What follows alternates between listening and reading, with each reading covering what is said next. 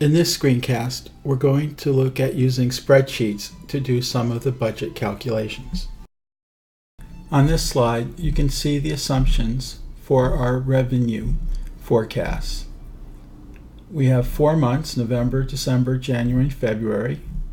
These are total sales. 30% of total sales are cash sales. That means they're collected immediately. 70% are credit sales. Credit sales are collected 60% in the current month and 40% in the following month.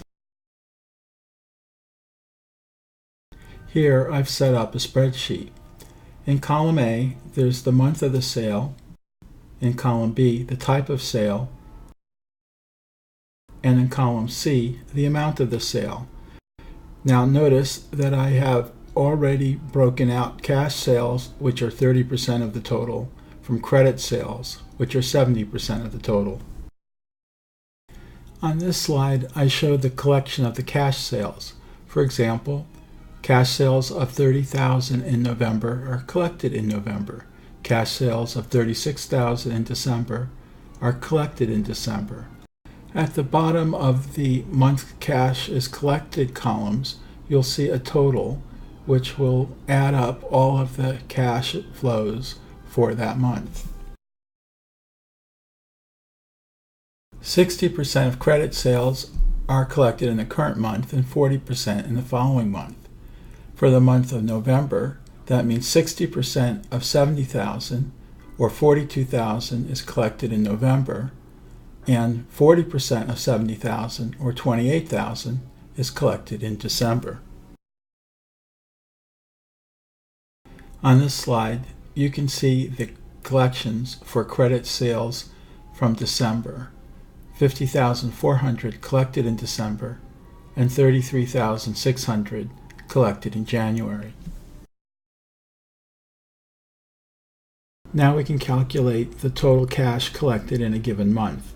For December, we see that $28,000 was collected on November sales, $36,000 was collected for cash sales in December, and $50,400 was collected in credit sales from December.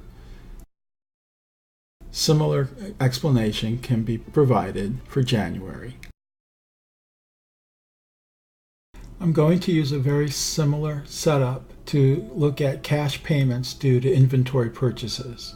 Purchases are 3,220 units in January, 3,440 units in February, and 2,760 units in March. Unit cost is $10 each, and the payment schedule is 80% of inventory is paid for in the month of the purchase and 20% in the following month.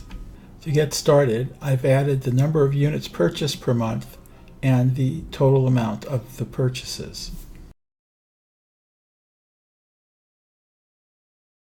The cost of January purchases, $32,200, is paid 80% in January, or $25,760, and 20% in February, or $6,440. On this slide, I've added the cash payments for February purchases and March purchases.